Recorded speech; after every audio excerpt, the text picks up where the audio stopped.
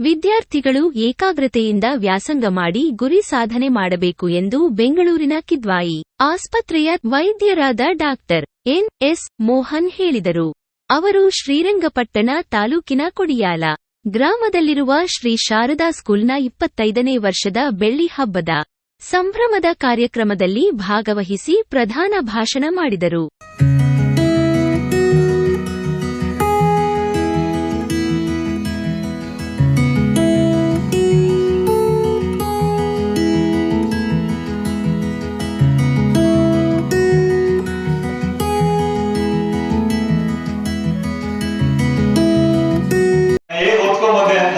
ತುಂಬಾ ಪೆದ್ದ. ಆ ಪೆದ್ದ ಹೇಗಿರ್ತಾರೆ ಅಂದ್ರೆ ಅದನ್ನ ನಮ್ಮ ಗುರುಗಳು ತಿದ್ದಿ ನನ್ನ ಈ ಮಟ್ಟಕ್ಕೆ ತಂದ್ರು. ಹೇಗೆ ಅಂದ್ರೆ ನಾನು ಯಾವಾಗಲೂ ಹೇಳ್ತಾ ಇರ್ತೀನಿ, ಒಂದು ಪ್ರೇಮಚಂದ್ ಅಂತ ನಮ್ಮ ಹಿಂದಿಯಲ್ಲಿ ಒಳ್ಳೆ ಬರಹಗಾರರಿದ್ದಾರೆ.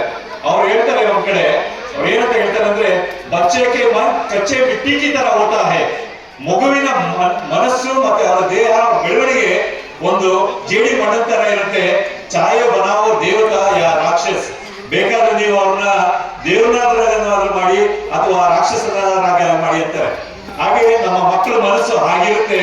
ನಮ್ಮ ಪೋಷಕರ ಜವಾಬ್ದಾರಿ, ನಮ್ಮ ಶಿಕ್ಷಕರ ಜವಾಬ್ದಾರಿ, ನಮ್ಮ ಮಕ್ಕಳನ್ನ ಅವ್ರಿಗೆ ಒಂದು ಒಳ್ಳೆ ಭವಿಷ್ಯ ಕೊಡುವಂಥದ್ದು, ಒಳ್ಳೆ ಪ್ರಜೆಗಳನ್ನಾಗಿ ಮಾಡುವಂಥದ್ದು. ಕುವೆಂಪು ಅವರು ಹೇಳಿದ್ರಲ್ಲ, ಮೊದಲಾಗಿ ಮನುಷ್ಯನಾಗಿ ಮಾಡಬೇಕು, ಮೊದಲಾಗಿ ಮಾನವನಾಗಿ ಮಾಡಬೇಕು ಅಂತ ನಾವು ನಮ್ಮ ಎಲ್ಲ ಶಿಕ್ಷಕರು ಪೋಷಕರು ನನ್ನ ಒಂದು ಮನವಿ. ವಿದ್ಯಾರ್ಥಿಗಳಿಗೆ ಶಿಕ್ಷಣದ ಸಂಸ್ಕಾರವನ್ನು ನೀಡುವ ಮೂಲಕ ಕಳೆದ 25 ವರ್ಷಗಳಿಂದ ಗ್ರಾಮೀಣ ಪ್ರದೇಶದ ವಿದ್ಯಾರ್ಥಿಗಳ ಶೈಕ್ಷಣಿಕ ವಿಕಾಸಕ್ಕೆ ಕಾರಣವಾಗಿರುವ ಶಾರದಾ ಸ್ಕೂಲ್ ಈ ಭಾಗದಲ್ಲಿ ವಿದ್ಯಾರ್ಥಿಗಳಿಗೆ ಗುಣಮಟ್ಟದ ಶಿಕ್ಷಣವನ್ನು ನೀಡುವ ಜೊತೆಗೆ ಸಂಸ್ಕಾರ, ವಿನಯವಂತಿಕೆ ಹಾಗೂ ಶಿಸ್ತನ್ನು ಕಲಿಸಿಕೊಟ್ಟಿದೆ.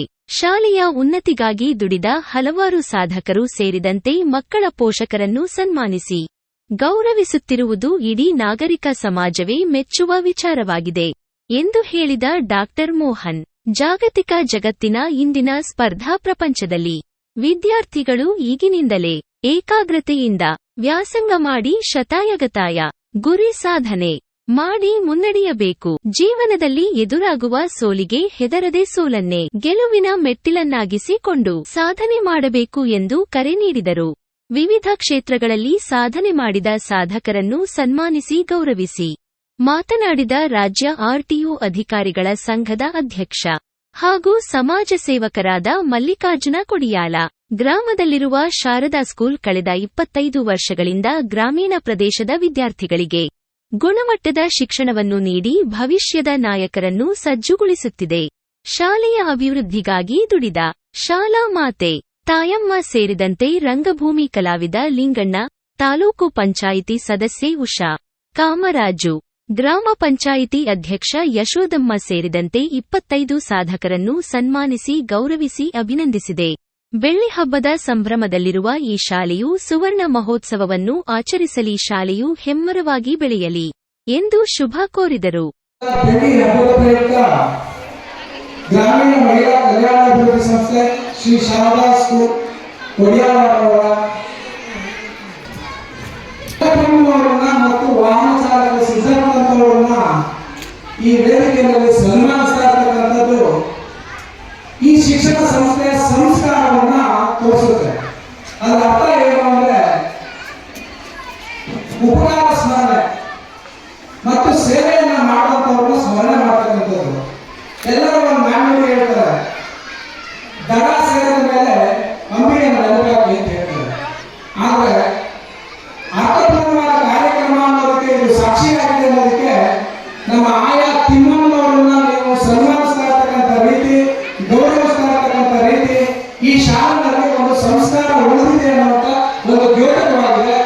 ಈ ಶಿಕ್ಷಣ ಸಂಸ್ಥೆಯ ಎಲ್ಲ ಶಿಕ್ಷಕರು, ಪೋಷಕರು ಮತ್ತು ಮಕ್ಕಳು ಆ ತಿಮ್ಮಣ್ಣವರಿಗೆ ಕೊಡ್ತಾ ಗೌರವದಿಂದ ಗೊತ್ತಾಗುತ್ತೆ, ನಿನ್ನೆ ಈ ಶಾಲೆಯಲ್ಲಿ ಸಂಸ್ಕಾರವನ್ನು ಕಲಿಸ್ಕೊಡ್ತಾ ಇದ್ದಾರೆ ಅಂತ. ಆ ಸಂಸ್ಕಾರವನ್ನು ಕಲಿತ್ರೆ ಶಿಕ್ಷಣದಲ್ಲಿ ಹೆಚ್ಚು ನಾವು ಎಷ್ಟು ಅಂಗ ಬೆಳೆಸಿದ್ವಿ ಅನ್ನೋದಲ್ಲ, ಸಂಸ್ಕಾರ ಕಲಿಯುವುದು ಬಹಳ ಮುಖ್ಯ. ಶಿಕ್ಷಣ ಜೊತೆಗೆ ಸಂಸ್ಕಾರ ಬೇಕು ಅನ್ನೋದನ್ನ ಎಲ್ಲರೂ ಕೂಡ ಹೇಳ್ತಾ ಇದ್ದಾರೆ. ಆದರೆ ಪಾಲನೆ ಮಾಡಲ್ಲ ಯಾರು ಕೂಡ.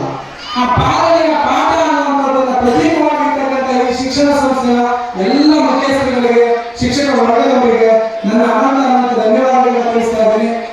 ಈಗ ನಮ್ಮ ಮೋಹನ್ ಜಿ ಅವರು ನಿಮ್ಮನ್ನೆಲ್ಲರನ್ನ ಕೂತು ಮಾತಾಡೋದು, ಅವ್ರ ವೇದಿಕೆ ಕೂತಿರೋ ಟೈಮಲ್ಲಿ ನಾನು ಮಾತಾಡ್ತಾ ಇರುವಾಗ ಅವರ ದುಃಖ ಪ್ರತಿಯೊಬ್ಬರ ಕುಟುಂಬದಲ್ಲೂ ಒಂದು ದುಃಖ ಇದ್ದೇ ಇರುತ್ತೆ.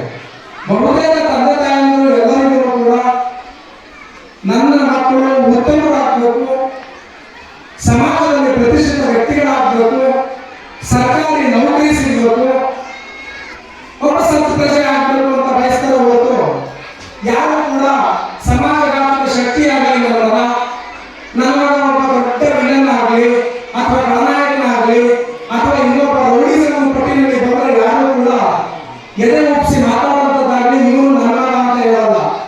ರಾಜ್ಯ ಹಿಂದುಳಿದ ವರ್ಗಗಳ ಮಾನ್ಯತೆ ಪಡೆದ ಸಂಪಾದಕರ ವರದಿಗಾರರು ಸಂಘದ ಅಧ್ಯಕ್ಷ ಕೆಆರ್ ನೀಲಕಂಠ, ವಿಶ್ರಾಂತ ಯೋಧರಾದ ಶಿರಸಿಯ ಜಿಎಸ್ ಹೆಗ್ಗಡೆ, ಶಾಲೆಯ ಮುಖ್ಯ ಶಿಕ್ಷಕ ಕೇಶವಮೂರ್ತಿ ಕಾರ್ಯಕ್ರಮದಲ್ಲಿ ಮಾತನಾಡಿದರು. ವಿಚಾರಗಳನ್ನ ಸದ್ಗುಣಗಳನ್ನ ತುಂಬುವಂತ ಕೆಲಸವನ್ನು ಮಾಡ್ತಾ ಇರ್ತಕ್ಕಂಥ ಶಾಲೆ ಇಡೀ ನಮ್ಮ ಶ್ರೀರಂಗಪಟ್ಟಣ ತಾಲೂಕಿಗೆ ಒಂದು ಮಾದರಿಯಾಗಿರ್ತಕ್ಕಂಥ ಶಾಲೆ. ನಾವು ಬೆಳಿಗ್ಗೆ ಮಕ್ಕಳು ನಮ್ಮನ್ನ ಸ್ವಾಗತ ಮಾಡಿಕೊಂಡು ಕರ್ಕೊಂಡು ಬಂದಾಗ ನೋಡಿದ್ವಿ, ಎಷ್ಟೊಂದು ಶಿಸ್ತುಬದ್ಧವಾಗಿ ಪ್ಯಾಂಟ್ ಸೆಟ್ ಅನ್ನು ಬಾರಿಸಿಕೊಂಡು ಎಲ್ಲರೂ ಕೂಡ ಶಿಸ್ತಿನ ಸಿಪಾಯಿಗಳ ರೀತಿ ನಮ್ಮ ಹೆಗಡೆ ಸರ್ ಅವರು ವಿಶ್ರಾಂತ ಸೈನಿಕರಾಗಿ ದೇಶದ ಸಿಪಾಯಿಯಾಗಿ ಯಾವ ರೀತಿ ಕೆಲಸವನ್ನ ಮಾಡಿದ್ರು, ಯಾವ ರೀತಿ ರಾಷ್ಟ್ರವನ್ನ ಕಾಪಾಡುವಂತ ದಿಕ್ಕಿನಲ್ಲಿ ಪ್ರೇರಣೆಯಾಗಿ ಕೆಲಸವನ್ನ ಮಾಡಿದ್ರು ಅನ್ನೋದ್ರ ಬಗ್ಗೆ ನಮ್ಮ ಹೆಗಡೆ ಸರ್ ತಿಳಿಸ್ಕೊಟ್ರು. ಆದರೆ ಸೈನಿಕರಾಗಿ ನಾವು ಕೆಲಸವನ್ನು ಮಾಡ್ತಕ್ಕಂಥ ಒಂದು ವಿಶ್ವಾಸ ವಿದ್ಯಾರ್ಥಿಗಳಲ್ಲಿ ಒಂದು ಕಮ್ಮಿ ಆಗ್ತಾ ಇದೆ. ವಿದ್ಯಾರ್ಥಿಗಳಲ್ಲಿ ದೇಶಭಕ್ತಿ, ರಾಷ್ಟ್ರ ಪ್ರೇಮ ಕಡಿಮೆ ಆಗ್ತಾ ಇದೆ. ಇವತ್ತು ಯಾವುದೇ ಒಬ್ಬ ಪೋಷಕರು ನೋಡಿ, ತಂದೆ ತಾಯಿಗಳು ನೋಡಿ, ನಮ್ಮ ಮಕ್ಕಳು ಡಾಕ್ಟರ್ ಆಗಬೇಕು, ಇಂಜಿನಿಯರ್ ಆಗಬೇಕು, ಎರಡೇ ಕಾನ್ಸೆಪ್ಟ್ ಅವರಿಗೆ. ನಮ್ಮ ಮಕ್ಕಳು ರಾಷ್ಟ್ರವನ್ನು ಕಾಯುವಂತ, ರಾಷ್ಟ್ರವನ್ನು ರಕ್ಷಣೆ ಮಾಡ್ತಕ್ಕಂಥ ಸೈನಿಕರು ಕೂಡ ಆಗಬೇಕಾಗ್ತದೆ. ನಮ್ಗೆಲ್ಲರಿಗೂ ಕೂಡ ತಿನ್ನಲು ಅನ್ನವನ್ನ ನಾವು ಪಡೆಯಬೇಕಾದ್ರೆ ಶ್ರಮದ ದುಡಿಮೆ ಬೇಕು, ರೈತರು ಬೇಕು. ಜೈ ಜವಾನ್ ಜೈ ಕಿಸಾನ್ ಅನ್ನುವಂತ ಮಂತ್ರವನ್ನು ಸಾರಿದಂತ ಲಾಲ್ ಬಹದ್ದೂರ್ ಶಾಸ್ತ್ರಿಜಿಯವರ ಆದರ್ಶ ಈ ದೇಶದ ಪ್ರಧಾನಮಂತ್ರಿಗಳಾಗಿ ಅವರು ಯಾವ ರೀತಿ ಬಹಳ ಪ್ರಾಮಾಣಿಕವಾಗಿ ಕೆಲಸವನ್ನು ಮಾಡಿದರು ಅನ್ನೋದೆಲ್ಲ ನಾವು ತಿಳ್ಕೊಂಡಿದ್ದೇವೆ. ನಾರಾಯಣಗೌಡರ ಪಿಯಾಗಿ ಕರ್ತವ್ಯವನ್ನು ನಿರ್ವಹಿಸಿದ್ದಾರೆ. ಪ್ರಸ್ತುತವಾಗಿ ಕೆಆರ್ಪೇಟೆಯ ಕಾರ್ಪೊರೇಟರ್ ಆಗಿ ಪುರಸಭಾ ಸದಸ್ಯರಾಗಿ ಕೆಲಸವನ್ನು ನಿರ್ವಹಿಸ್ತಾ ಇದ್ದಾರೆ. ಯಾಕಂದ್ರೆ ಇವರು ನಮಗೆ ಒಂಥರ ಮನೆಯವರ ರೀತಿಯಲ್ಲಿ ಈ ಸಾರ್ಥ ಫ್ಯಾಮಿಲಿಯಲ್ಲಿ ಇವರು ಕೂಡ ಒಬ್ಬರಾಗಿ ಗುರುತಿಸ್ಕೊಳ್ತಾ ಇದ್ದಾರೆ. ಸೊ ಅವರು ಈಗ ನಿಮ್ಮನ್ನು ಉದ್ದೇಶಿಸಿ ಒಂದು 4 ಜನ ಮಾತನಾಡ್ತಾರೆ. ಅಲ್ಲಿಗೆ ಕಾರ್ಯಕ್ರಮ ಮುಕ್ತಾಯ ಆಗ್ತದೆ. ದಯವಿಟ್ಟು ಎಲ್ಲ ಪೋಷಕರು ಸಾವಧಾನದಲ್ಲಿರಬೇಕು. ನಮ್ಮನ್ನು ಕರೆದು ಗುರುತಿಸಿ ನಮ್ಮ ಜವಾಬ್ದಾರಿಯನ್ನು ಮತ್ತಷ್ಟು ಹೆಚ್ಚು ಮಾಡುವಂತಹ ರಾಜಗೋಪಾಲ್ ದಂಪತಿಗಳಿಗೆ ಧನ್ಯವಾದಗಳನ್ನ ನಾನು ತಿಳಿಸ್ತೀನಿ. ಅವರು ಸನ್ಮಾನಿಸಿಲ್ಲ, ಜೊತೆ ನಮ್ಮ ಜವಾಬ್ದಾರಿಯನ್ನು ತುಂಬ ಜಾಸ್ತಿ ಮಾಡ್ತಾ ಇದ್ದಾರೆ. ಆಯಿತು, ಕೊನೆ ಗಂಟೆ ನಮ್ಮನ್ನು ನಮ್ಮ ಕೈ ಎಷ್ಟು ಸಾಧ್ಯ ಅಷ್ಟು ಪ್ರಯತ್ನವನ್ನು ಮಾಡಿಕೊಂಡು ಉಳಿಸ್ತಾರೆ. ಇದೇ ಸಂದರ್ಭದಲ್ಲಿ ಶಾಲೆಯ ಸಂಸ್ಥಾಪಕರಾದ ಸಮಾಜ ಸೇವಕ ನಟರಾಜ್ ಅವರ ಆತ್ಮಕ್ಕೆ ಚಿರಶಾಂತಿ ಕೋರಿ ಮೌನಾಚರಣೆ ನಡೆಸಲಾಯಿತು. ಪೋಷಕರ ಕ್ರೀಡಾಕೂಟದ ಅಂಗವಾಗಿ ಅತಿಥಿಗಳು ಧ್ವಜಾರೋಹಣ ಮಾಡಿ ಕ್ರೀಡಾ ಜ್ಯೋತಿಯನ್ನು ಸ್ವೀಕರಿಸಿ ಪೋಷಕರಿಗೆ ಶುಭ ಹಾರೈಸಿದರು.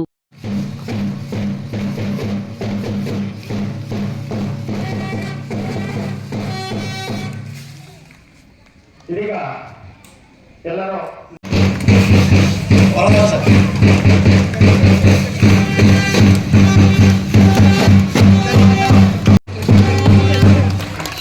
ಚಪ್ಪಾಳೆ ಎಲ್ಲ ಎದ್ದು ನಿಂತು ಗೌರವ.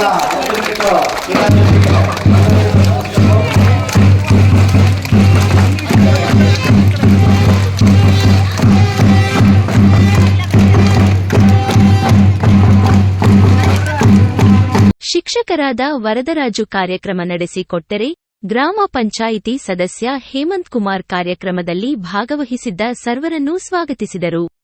ಶಾಲಾ ಮಕ್ಕಳು ನಡೆಸಿಕೊಟ್ಟ ಸಾಂಸ್ಕೃತಿಕ ಕಾರ್ಯಕ್ರಮಗಳು ಪೋಷಕರು ಹಾಗೂ ಸಾರ್ವಜನಿಕರನ್ನು ರಂಜಿಸಿದವು. ವರದಿ ಕೆಆರ್ ನೀಲಕಂಠ, ಕೃಷ್ಣರಾಜಪೇಟೆ, ಮಂಡ್ಯ.